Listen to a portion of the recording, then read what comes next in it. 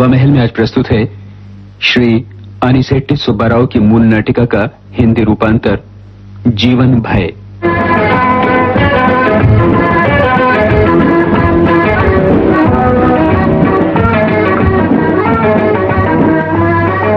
सरू सरू, क्या बात है?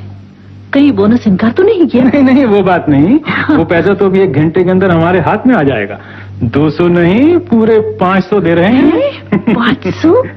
अभी अभी मेरे पिताजी का भी खत आया है, लिखा है त्योहार के अवसर पर अपने यहाँ बुलाया होगा। मैं भी ठीक यही सोच रहा था। क्यों? हाँ भाई, उनका दिल नहीं दुखाना चाहिए। जरूर चलें। पर इस हालत में मैं कैसे जाऊं?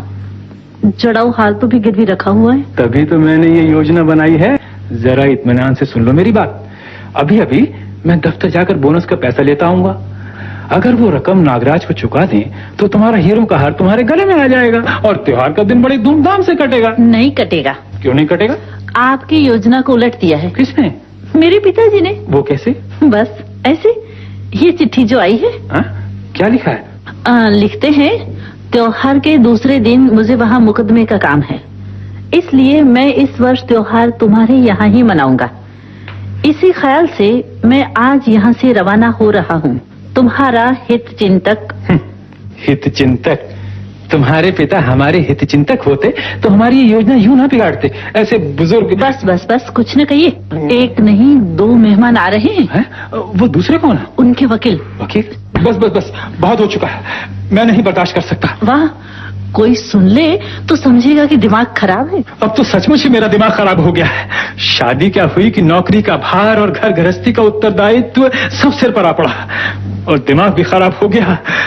नागराज धमकियां दे रहा था कि अगर मैं रुपया अदा नहीं करूं तो गिरवी रखा हुआ जड़ाऊ बेच देगा। इधर तुम इस बात पर अड़ी हो कि अगर मैं वो हार नहीं लाऊं तो तुम अपने पिताजी से कहकर मेरी इज्जत पर बट्टा लगाओगी। सारी दुनिया मुझे हिरन की तरह खदेड़ रही है, इसीलिए मुझे अपनी पत्नी से डर है, बंधु मित्रों से डर है। आखिर जिंदगी से भी मुझे डर महसूस होने लगा है सरू। पूरा जीवन भय भय। आपको देखकर मुझे भी डर लगने लगा। रो मत सरू, रो मत। तुम रोगी तो मुझे और डर लगेगा। सरू, हमारे सुखी रहने का एक ही रास्ता है। क्या? मेरी बात सुनो तो। मैंने आपकी बात कब नहीं सुनी? तो चलो यहाँ से चले। कहाँ? उस दोस्त के यहाँ। पर मेरे पिताजी। बताओ, तुम्हें अपने पिताजी चाहिए या हीरो का हार? अगर पिताजी वापस भी चले जाते हैं तो फिर से पत्र देने से चले आ सकते हैं, पर हीरो का हार अगर हाथ से निकल गया तो बस गया ही समझो। हाँ, तो चलिए चलें। बस जल्दी तैयार हो जाओ। बस 10 मिनटों में तैयार हो जाती हूँ, देखते रहना।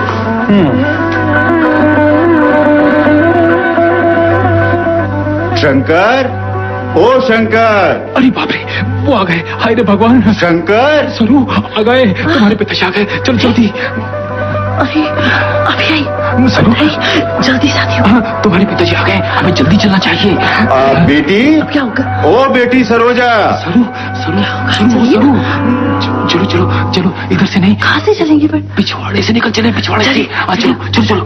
अरे तुम लोग जा कहाँ रहे हो? आप हैं पिताजी? आइए। नमस्ते ससुर जी। ये कहाँ की तैयारी है? बोलो। वही पिताजी, कहिए ना। वो पिताजी और कहाँ, आप ही की आवभगत करने के लिए तो निकले हैं। सोचा आप एक्सप्रेस से आएंगे, इसलिए स्टेशन पर आपसे मिलने आएंगे। अच्छा, ये बात है। सुना वकील साहब, जी। मैंने जो कुछ आपसे कहा उसका सबूत। बैठिए, मैं अभी आया। सरू, जरा अंदर चलो तो। नागराज जी। आप कोई। सरू, दफ्तर गया तो मालूम हुआ कि रुपया घर भेज दिया गया। हाँ, भेजा था। बीच में नागराज मिला है।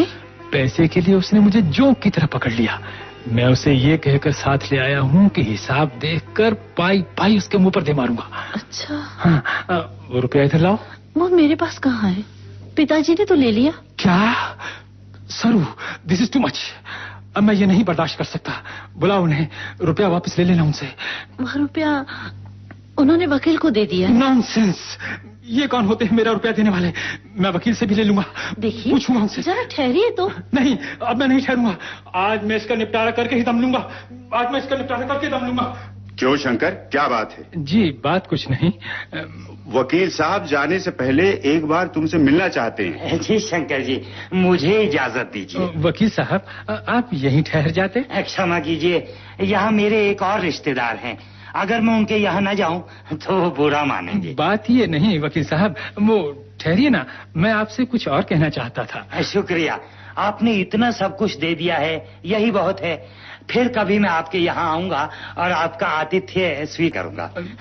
अच्छा शंकर जी, अच्छा बहन जी, अच्छा नागराज जी। नमस्कार शंकर जी। आपने ये क्या रूप बना रखा है, और ये तुम्हारी आंखें? नॉनसेंस, बस कीजिए ससुर जी अपना व्याख्यान। अच्छा, आप चुप भी रहिएगा। पहले नागराज जी से बात करके उन्हें भेज दीजिए ना। जी बहन जी, मेरा क्या है, इधर मेरा काम खत्म, उधर मेरा प्रस्थान। नागराज जी, मैं कल ही आपके यहाँ आना चाहता था। जी। अच्छा हुआ आज आप ही मिल गए।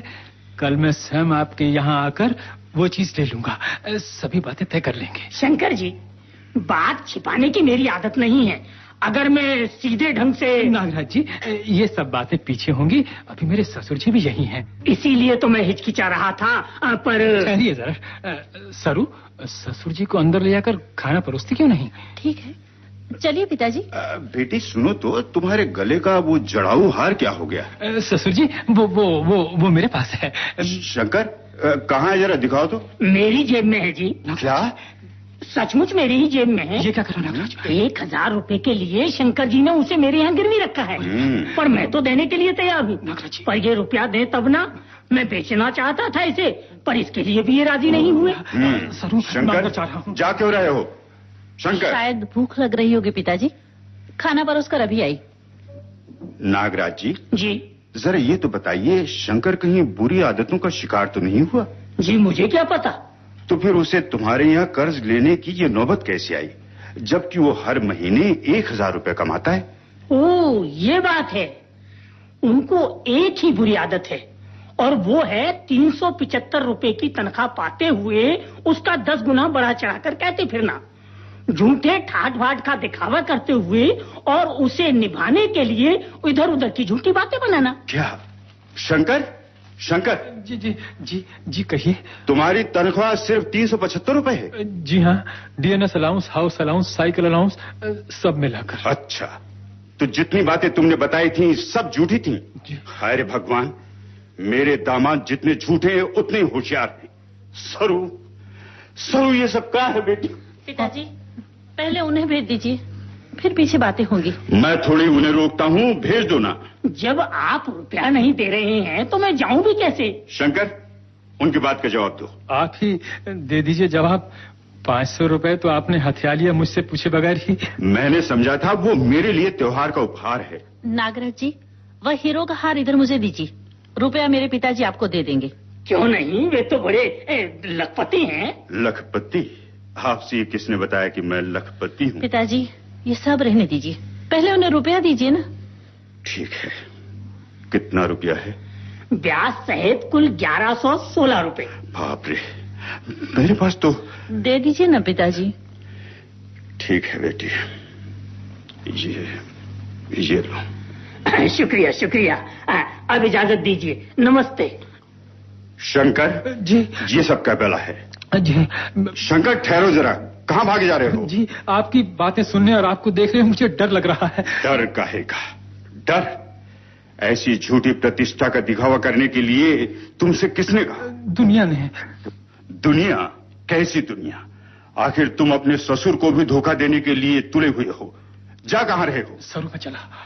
पिताजी, क्यों नाराज होते हैं उन पर? नहीं तो लोगों के सामने ये झूठ मूठ की बातें कैसी? उन्होंने झूठी बातें अपने लिए नहीं बल्कि हमारे लिए भी कही हैं।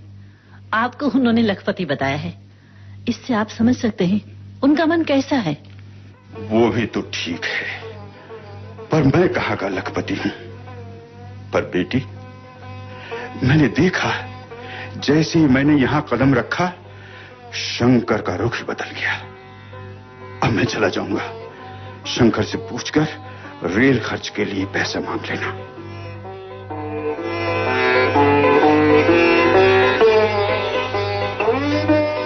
क्यों सरू, क्या कह रहे हैं पिताजी? गांव चले जाएंगे, किराए के लिए पैसे मांग रहे हैं। ये क्या स्वरूप, त्योहार तो कल ही है, कैसे जाएंगे? ठहर जाने के लिए कह देना और मेरी तरफ से क्षमा मांग लेना। ठहरने के लिए कहो ना। आप भी बड़े अजीब हैं। आने वालों को आने को मना करते हैं, जाने वालों को ठहरने को कहते हैं। जाने दीजिए ना। नहीं।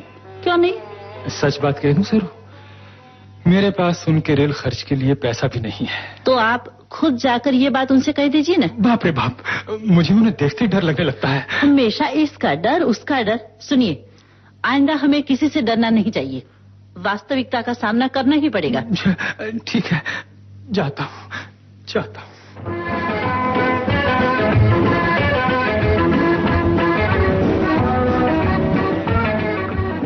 जीवन भय। हवा महल के अंतर्गत अभी आपने श्री अनिसेट्टी सुब्बाराव की मूल नाटिका का श्री एम सूरी द्वारा किया हुआ हिंदी रूपांतर सुना। कलाकार दिनेश कुमार, भारती व्यास, जगतपाल सिंह, सीएम नागर और मिश्रीलाल। ध्वनि संयोजक मनोहर सावे और प्रस्तुतकर्ता पुरुषोत्तम दारवेहकर।